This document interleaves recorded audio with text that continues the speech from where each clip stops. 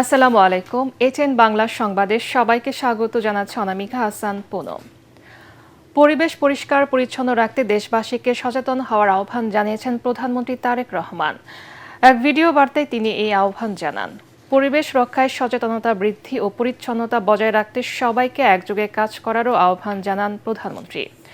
তিনি আরও বলেন, দেশ সবার, তাই সম্মিলিত প্রচেষ্টার মাধ্যমে ভবিষ্যৎ প্রজন্মের জন্য পরিচ্ছন্ন, সুন্দর ও উন্নত বাংলাদেশ গড়ে তোলা সম্ভব।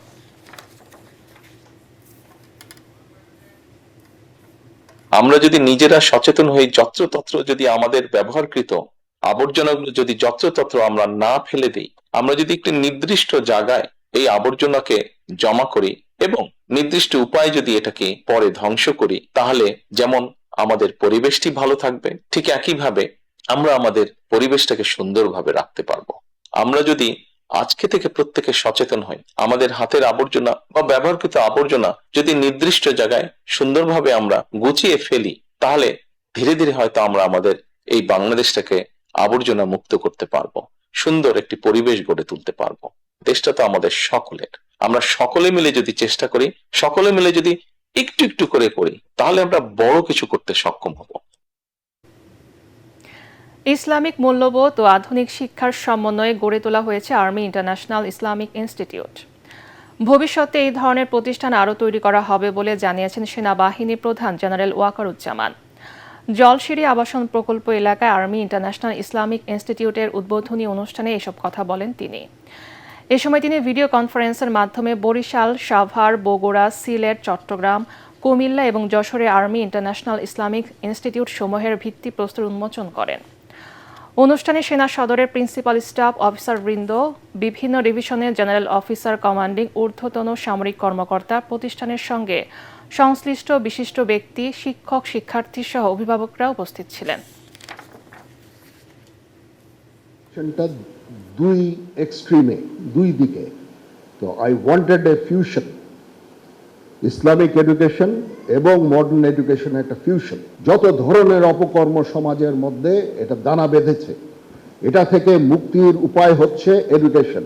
30 বছর পরে যেই সমাজ আমরা পাবো, যে জাতি পাবো, সেটা অবশ্যই একটা সুস্থ জাতি হবে। শেরপুরে শ্রীবর্দীতে পাহাড়ি ঢলে ডেফা নদীর ভাঙনে সড়ক যোগাযোগ বিচ্ছিন্ন হয়ে পড়েছে।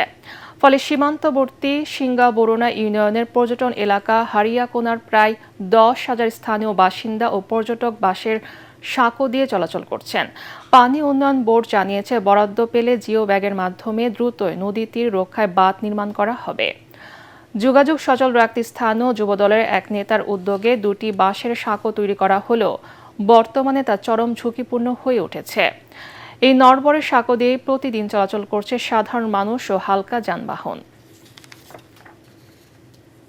চলাচল খুব সমস্যা হয়ে গেছে, গাড়ি ঘোড়া চলাচল যা বলতে আমরা সবসময় যা আশা করি।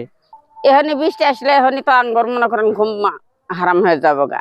আমাদের এই 90% লোক এই রাস্তা দিয়ে যাতায়াত করে। এই শেরপুর জেলার শ্রীবর্দী উপজেলার আপনার সিঙ্গারবনিয়া ইউনিয়নের চান্দাপাড়া নামক স্থানে সাম্প্রতিক সময়ে পাহাড়ি ঢলে আমাদের যে ফ্ল্যাশ ফ্লাড এসেছে, সেই ফ্ল্যাশ ফ্লাডে আমাদের এই চান্দাপাড়া নামক এক জায়গাটাতে প্রায় 100 মিটার অংশে তীব্র নদী ভাঙন দেখা দিয়েছিল। আমাদের যে এমপি মহোদয়, উনি নিজেও এই বিষয়টাতে অবগত আছেন এবং উনি আমাদের সাথে সাইট ভিজিট করেছিলেন এবং আমরা অতি দ্রুতই এই জায়গাটাতে জিও ব্যাগের মাধ্যমে আমরা জরুরি নদী তীর প্রতিরক্ষা কাজ বাস্তবায়নের পরিকল্পনা হাতে নিয়েছি। বর্তমানে ঠিকাদার নিয়োগ প্রক্রিয়া চলমান আছে। ঠিকাদার নিয়োগ প্রক্রিয়া সম্পন্ন হলে মাঠ পর্যায়ে কাজ বাস্তবায়ন করা সম্ভব হবে। সিলেট বিভাগে নতুন করে 28 জন হাম রোগী শনাক্ত হয়েছে। গত 24 ঘন্টায় হাম উপসর্গে আরও 2 শিশুর মৃত্যু হয়েছে। এ নিয়ে সিলেটের সন্দেহভাজন ও নিশ্চিত হাম মিলে মোট মৃত্যুর সংখ্যা বেড়ে 116 জনে পৌঁছেছে। স্বাস্থ্য বিভাগের সবশেষ প্রতিবেদনে এসব তথ্য জানানো হয়েছে।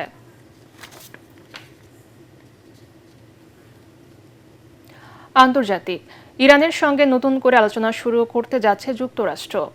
বিবিসি জানিয়েছে, আজ থেকে এই আলোচনা শুরু হতে পারে। মার্কিন প্রেসিডেন্ট ডোনাল্ড ট্রাম্প দাবি করেছেন, হরমুজ প্রণালী নিয়ে একটি সমঝোতা হয়েছে। ইরানের পরমাণু নিরস্ত্রীকরণ নিয়েও সমঝোতা হবে বলে আশা করছেন তিনি। সৌদি আরব, সংযুক্ত আরব আমিরাত ও কাতারের অনুরোধে ইরানের বিরুদ্ধে পরিকল্পিত বিধ্বংসী অভিযান বাতিল করা হয়েছে বলেও জানান মার্কিন প্রেসিডেন্ট। এদিকে ইরানের পররাষ্ট্রমন্ত্রী আব্বাস আরাকচি জানান, হরমুজ প্রণালী নিয়ে ওমানের সঙ্গে একটি চুক্তি প্রায় চূড়ান্ত হয়েছে।